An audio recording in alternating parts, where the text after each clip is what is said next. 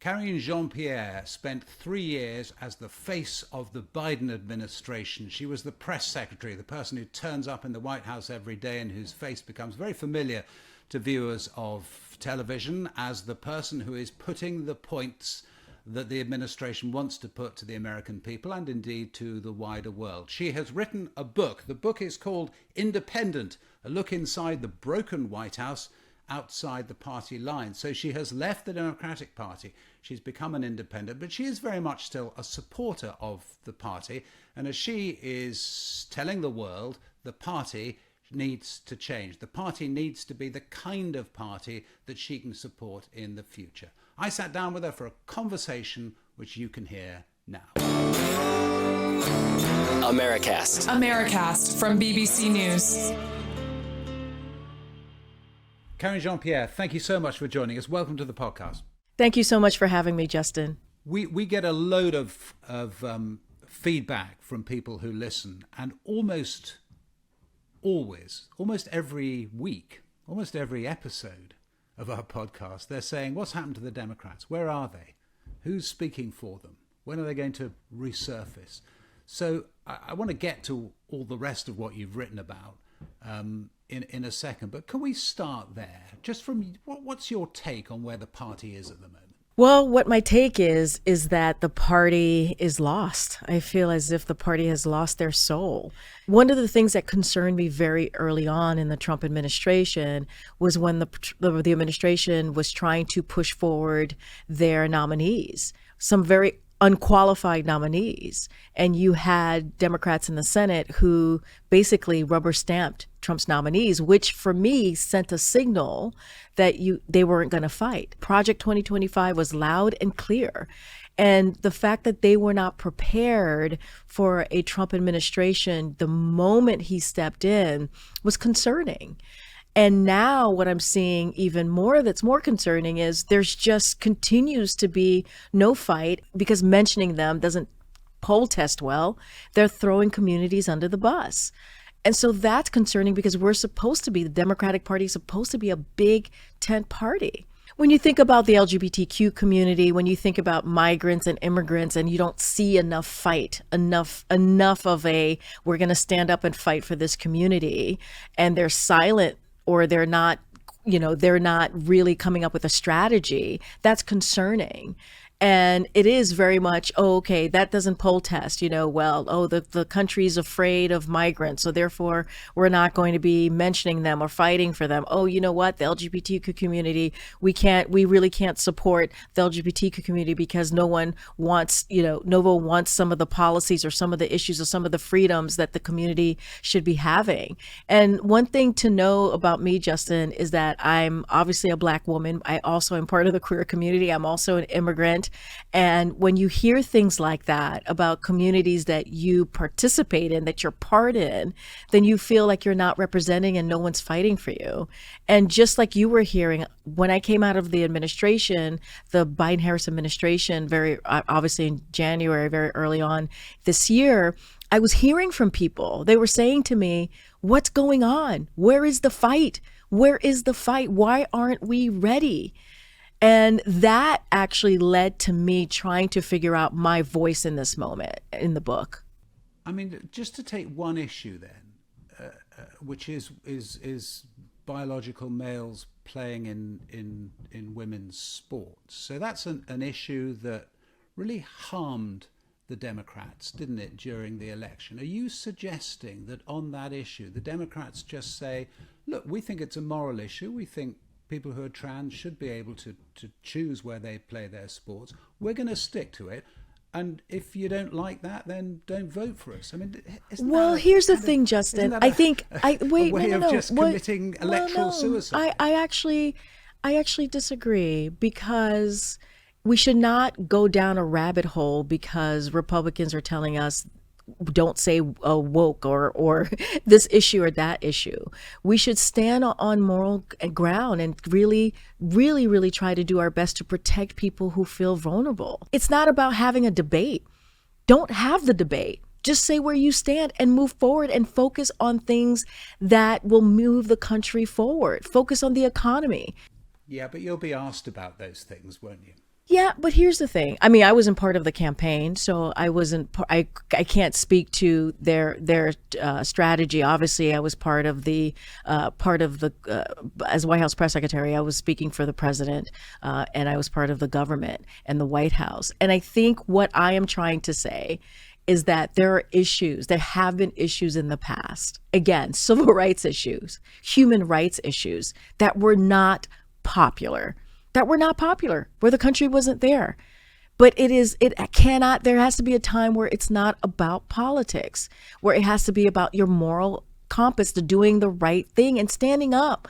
Let me ask you then, is there anyone in the party at the moment who you think is doing that? So we, on the podcast quite recently, we focused on the campaigns in Virginia and in New Jersey, these very important gubernatorial campaigns. And you've got two, I mean, I suppose you could describe them in shorthand as moderate Democrats in Spanberger and Mikey Sherrill who are going for those and likely to win. And of course also, and we've done an entire episode on Zoran Mandani, this incredible campaign. Yeah, very different story, yeah. Do any of those, who excites you from there, do any of them? Look, Mamdani obviously is an incredibly impressive candidate. He has managed to get young people excited, and he has done something that you don't see politicians, certainly Democrats, doing, which is going directly to the American people. When he was riding the train and having conversations with people, they felt heard.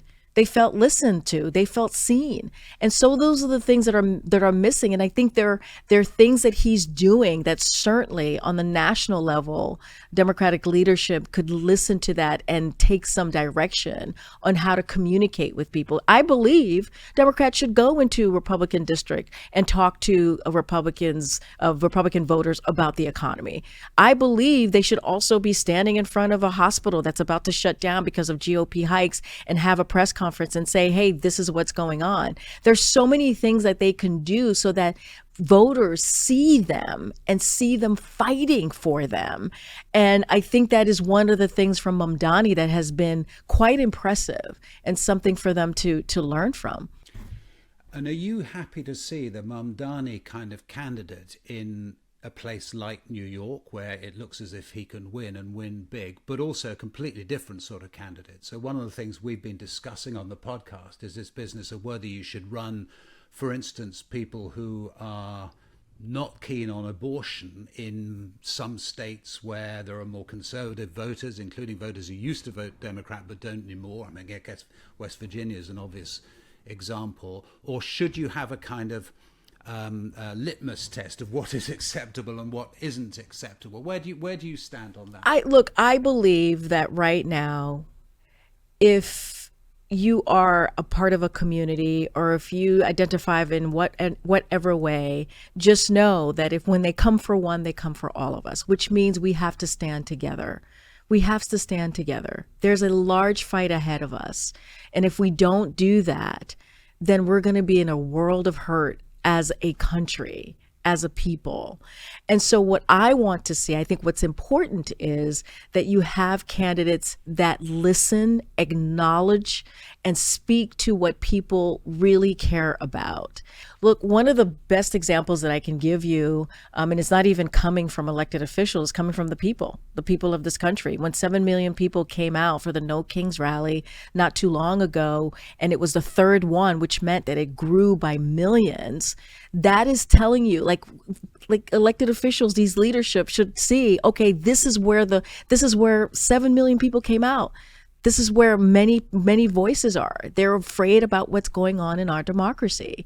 And that is something to tap into. I actually believe we need a functioning two-party system in order to have a democracy. You learn that in poli-sci. And what's happening now, our system is broken. And we have too much of politics in it, and we need to bring people power in it. And so that is what matters to me. How do we get people more engaged, more involved, especially young people? Young people are becoming more independent by the day. Right. Talking of saving democracy, I mean, one of the things you write in the book that I think will amaze people in particular is that you didn't think that Kamala Harris, after she took over from Joe Biden, you didn't think she was going to win. And I think a lot of people will say, what? Well, if you didn't think she was going to win, and if other people didn't think she was going to, why on earth did you run her? Wait, first of all, I didn't run anybody. I don't have that power. So thank you so much. But you were there. But You were closer hold on. than the rest of us. But You were Justin, in the White House. but Justin, let me. I'm going to lay this out for you. Two things could be true, and the two things are: I was proud that she was running. I think she's more than qualified to be president of the United States. And I think she did a phenomenal job in those 107 days. And as a Black woman who lives in this country and walks through this world, I could also have doubts because of my personal experiences in walking in this body and looking like the way that I do. Only people who've been othered or live in spaces where they don't see themselves can understand that. It is a feeling that is sad, but very real, very, very real. And she actually touches on that a little bit too, as well, in her book, from what I understand, and I've heard her speak to it as well. But that is just the reality. Those two things could be true. You could think someone is more than qualified and able to do the job because they're qualified, not just because of the way they look, but then also the other side, because of the way they look, you're like, oh my gosh, is the country ready for this? Now, don't forget, in 2016, we had Hillary Clinton. So it's not out of the norm for me to have thought that. Yeah, but I mean, I suppose that's the point, isn't it? Yeah. That so many people around the world who are so distressed about Donald Trump coming to power again, and all that you writ large, you as Democrats, which you were, of course, at the time, Yeah, a absolutely. very prominent one, Yeah, all absolutely. that you were warning the world about Donald Trump. Just run anyone. The actual identity stuff, if you think it's holding you back, the thing to do was to have the open contest, was to persuade Joe Biden to drop out earlier, was to do something, and you never did anything. Well, first of all, I was not on the campaign. I was the spokesperson for the President of the United States. So, but I will say this, in the loss of 2024, I agree with you. We all should take accountability, not just the Democratic leadership. All of us should take some accountability, and I do as well, in what happened. I believe in the summer of 2024, the way Democrats behaved actually did hurt us. And remember, we had a primary, 14 million people came out, they voted for Biden and Harris. 14 million people, that's not nothing. There was a process that went through and a decision was made. And I think that the decision by the Democratic Party was made, and I think that did hurt us. And you have to be hopeful in the moment that we're in. And she ran a fantastic campaign. She just did. But there are many reasons why it didn't work out. Isn't it in a sense, isn't it obvious why you had a presidential candidate who all the polls said was going to lose, and he didn't get out at the right time, and then when he did get out, to be kind to her, it didn't leave her enough time to run a really good campaign. But the party could have intervened earlier, couldn't it? Or could it not? Was it just impossible? You were there on the inside. Yeah. No, just a couple of things. There was an incumbency issue. I mean, you saw that with other G7, G10 countries. There was an incumbency issue. COVID, the economy. So there was an incumbency issue. And we saw that across the world. And the economy, even though it was improving, people weren't feeling it. And so it's not just the person, it's the party. It's the party that has the power. So there was that existed. In 2023, and I always like to take people back to 2023 when President Joe Biden made the decision, it was a different time. Party leadership was encouraging him to run because of how because of the midterms and how the midterms turned out. It wasn't a red wave. It wasn't as bad as we thought. It was a historic midterm for an incumbent, first midterm for a president. And so that was part of it. He was the only person to have beaten Donald Trump. He objectively had a good couple of years of his presidency. And so those were the decisions that went in. Again, party leadership were encouraging encourage him to run.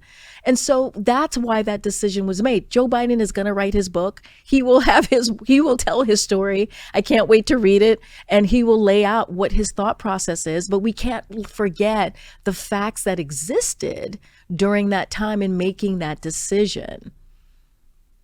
Final thought. Yes. From you, Karine. Yes, Justin. Who would your and choice thank you for be? saying, and thank you for, we don't know. yeah. No, I was gonna say thank you for saying my name like so well, Karine. Thank you so much. Not many people do that, so I appreciate that. Well, we do our best. We don't always get it right. I have to say, that's equally the capable French of way. getting it very wrong. But I'm sorry. Go ahead. Go to your question, Justin. Apologies. Yeah, just a final thought. People keep asking us who's going to run. Who should win? Who's going to run? What's your thought about name names? So here's the thing, Justin. I don't want to talk about 2028, not with you, just in general, because we got to get out of 2025. We got to get out of 2026. We have a president who is already right now in 2025 is saying that he wants his Justice Department to monitor elections that are happening just this year. We have a president who is essentially saying he's going to cheat in 2026 with the federal races that are occurring. 2026 will be a fair election. Are they going to be free and fair? I don't know, because he's being one thing that we have learned about the Trump administration is when they say something, believe them.